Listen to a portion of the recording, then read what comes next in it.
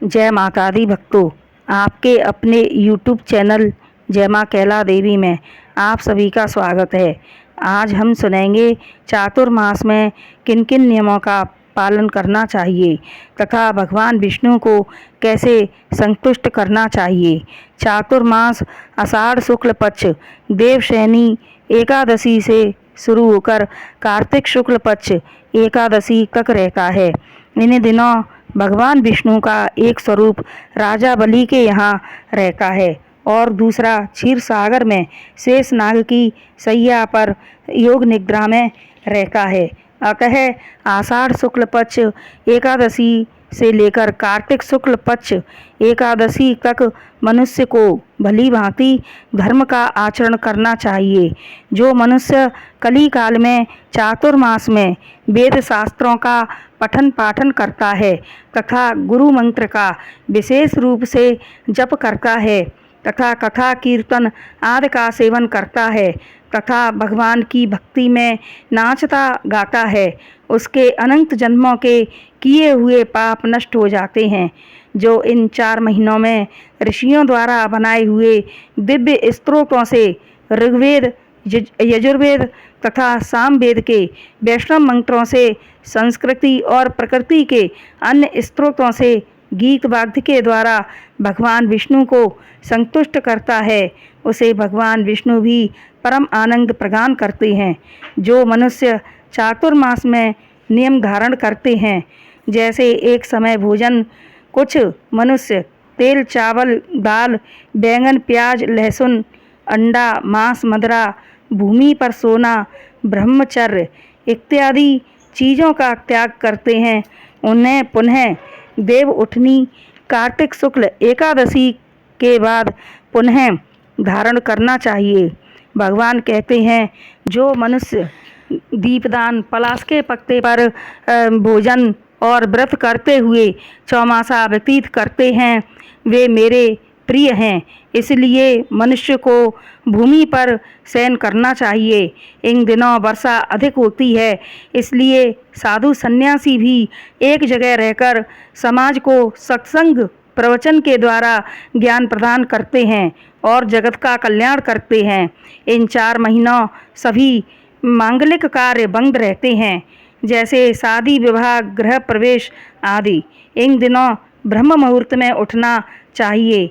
इन दिनों पाचन शक्ति कमज़ोर हो जाती है, इसलिए शुद्ध शाकाहारी हल्का भोजन करना चाहिए तथा एक समय भोजन करके व्रत रखना भी श्रेष्ठ है। भगवान शिव का दूध, दही, घी, शक्कर, शहद आदि के द्वारा भगवान का अभिषेक करना चाहिए। कथा के अनुसार दैत्यों का राजा बलि अत्यंत शक्तिशाली था। वह विरोचन का पुत्र तथा प्रहलाद का पोता था।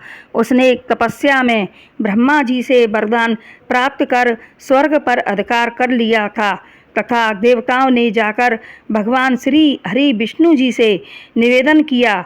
तब भगवान श्री हरि विष्णु जी ने 52 अवतार धारण किया। यह 52 अवतार भगवान विष्णु का 5वां अवतार है। राजा बलि को और अधिक शक्तिशाली करने के लिए दैत्यों के गुरु श्री शुक्राचार्य जी ने संजीवनी विद्या प्राप्त कर ली थी। इसलिए राजा बलि ने अपने गुरु शुक्राचार्य जी की प्रेरणा से यज्ञ आरंभ किया। तब राजा बलि ने पुनः स्वर्ग पर आक्रमण किया। देवताओं और दैत्यों में भीषण युद्ध होने लगा। दैत्यों के गुरु शुक्राचार्य जी ने संजीवनी विद्या प्राप्त कर ली थी, इसलिए गुरु शुक्राचार्य जी संजीवनी विद्या का प्रयोग कर असुरों को पुनः जीवित करने लगे। इससे देवता हारने लगे। राजा बलि ने स्वर्ग पर अपना आधिपत्य कर लिया। तब गुरु शुक्राचार्य जी की प्रेरणा से राजा बलि ने अश्वमेघ यज्ञ का आयोजन किया। तब इंद्र को ज्ञात हुआ कि राजा बलि के 100 अश्वमेघ यज्ञ पूर्ण होने पर वह स्थायी रूप से इंद्रासन प्राप्त कर लेगा। तब सभी देवता भगवान श्री हरि विष्णु की शरण में गए। तब भगवान विष्णु जी ने उन्हें आश्वासन दिया और कहा कि मैं माता अदिति के गर्भ से जन्म लेकर देवताओं का कार्य करूँगा।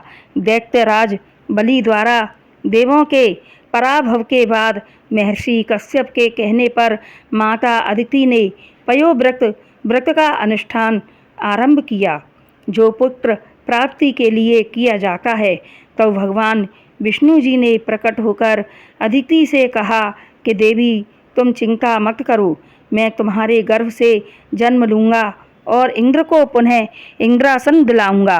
तब भगवान विष्णु जी ने अदिति के गर्भ से जन्म लेकर ब्रह्मचारी ब्राह्मण का भेष बनाया। महर्षि कश्यप ने उनका उपनयन संस्कार किया। वामन बटुक को महर्षि पुलह ने यज्ञोपवीत, अगस्त ने मृगचर्म, मरीचि ने पलाश, दंड, अंगीरस ने वस्त्र, सूर्य ने छत्र, भृगु ने खड़ाऊं, गुरु बृहस्पति ने जनेऊ तथा कमंडल, अदिति ने कौपीन, सरस्वती ने रुद्राक्षमाला तथा कुबेर ने भिक्षा पात्र दिया। इस प्रकार श्रृंगारित होकर भगवान वहां पहुँचे जहां राजा बलि अपना 100वां अश्वमेघ यज्ञ पूर्ण कर रहे थे। वहां जाकर भगवान वामन ने भिक्षा मांगी। वामन भगवान के तेज से यज्ञशाला प्रकाशित हो उठी। राजा बलि ने वामन भगवान का स्वागत कर उन्हें ऊंचे आसन पर बैठाया। राजा बलि ने कहा, ब्राह्मण जो भिक्षा में मांगना चाहो मांगे। तब वामन बने विष्णु ने राजा बलि से 3 पग भूमि दान में मांगी। तब राजा बलि और भिक्षा मांगने के लिए आग्रह करने लगा। तब दैत्य गुरु शुक्राचार्य जी को शक हुआ और उन्होंने कहा कि यह तो साक्षात विष्णु हैं, और राजा बलि को समझाने लगे। तब राजा बलि ने कहा कि मैं तो प्रहलाद का पौत्र हूँ, मैं वचन देकर पीछे नहीं हटूंगा। तब वामन भगवान 3 पग पृथ्वी नापने लगे और वामन से विराट रूप ले लिया। एक पग में आकाश, दूसरे पग में पृथ्वी, और कहा कि अब मैं तीसरा पग कहाँ रखूं। तब राजा बलि के सामने धर्म संकट उत्पन्न हुआ कि अगर मैं अपना दिया हुआ वचन पूर्ण नहीं करता हूँ तो अपयश होता है। तब राजा बलि ने अपना शीश आगे कर दिया। भगवान वामन ने अपना तीसरा पग राजा बलि के मस्तक पर रखा। पैर रखते ही राजा बलि अपने समस्त कुल के साथ पाताल लोक को चला गया। देवराज इंद्र को पुनः इंद्रासन प्राप्त हुआ।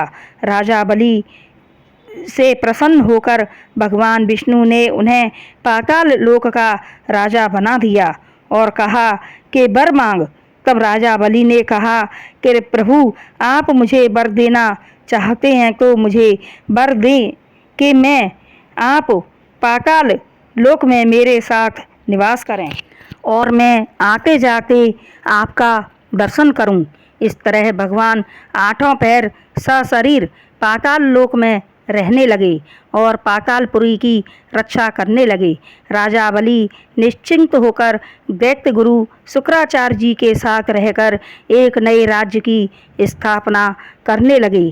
भगवान विष्णु द्वारपाल बनकर 8 पहर रक्षा करने लगे। वैकुंठ लोक में लक्ष्मी जी अत्यंत चिंतित होने लगीं कि भगवान तो पाताल लोक में वास कर गए, उन्हें वैकुंठ लोक में कैसे लाया जाए।